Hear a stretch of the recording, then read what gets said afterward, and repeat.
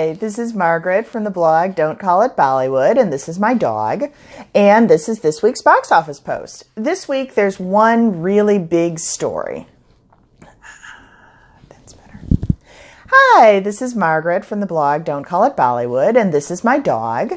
And this week there's one really big story. And that story is Sonu ki Titu ki Sweety. I think I got the title right. That's kind of what the story is. There's this movie coming out that I don't even know exactly what the title is. And yet it's won box office everywhere in the world, America to Australia, except for the UK. The UK doesn't like anything ever.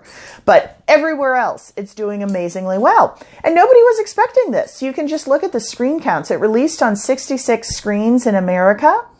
Padman and Padmavat, which have been out for weeks now, had many more screens than that. I think Padmavat is still on 90 screens. And Welcome to New York, the other big new Hindi release, released on 84 screens versus 66 for this film. And yet this film had the top in the box office. And it had the top in the box office with about $3,500 per screen. That's not record-breaking. That's not even necessarily that exciting in a normal year. But for a film that has no promotion, no stars, nobody had faith in it, as you can see by the screen count, to make $3,500 per screen is just amazing. Especially considering Welcome to New York was abysmal, made almost no money per screen. Padman on week 3 has already dropped well below 1,000 per screen, which is not where it should be since it's a big release Akshay movie. There's just no reason for this movie to be doing that well. And to be doing well everywhere, except the UK, where they don't like anything.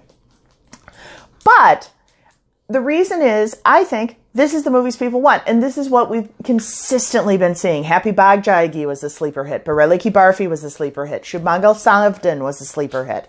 If it's a rom-com, if it's a light, bright poster with peppy songs and just fun, people will turn out. Even if they've never heard about the actors before or never even heard about the movie before, they'll still turn out and come see it.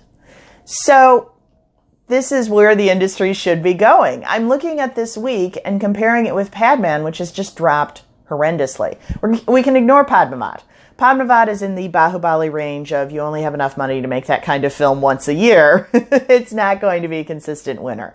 But Padman has been a consistent winner for the past several years. Essentially, ever since Three Idiots, we've had these light social justice films, for lack of a better word. There's an issue, there's songs, there's a main character, there's some speeches teaching us a lesson, it's filmed in a professional manner, and you go out feeling like you've changed the world somehow by watching this movie. Akshay is the master of these. He had Toilet, which was a hit over the summer. He had Restum. He had Airlift. He's had dozens of films like this. Some of them, the social message is more obvious than others, but they're all these well-made, smaller films with Akshay as the big name star, and they make a solid, consistent profit. Except this time, when they did not. Which means Akshay's going to have to find a new routine. Which he does consistently every 5 years or so. He finds a new way to make money because Akshay is very, very smart. But this, apparently, is no longer working. He cannot do this anymore. And hopefully Akshay will realize this, and the film industry as a whole will realize that they cannot do this anymore. They need to start making more of these Sonu ki, whatever the rest of the title is, movies, because that's what the audience consistently turns out for. That's clearly what people want. Anyway, that's how it looks to me. There's a related post right below if you want to leave me a comment or tell me how cute my dog is or anything like that.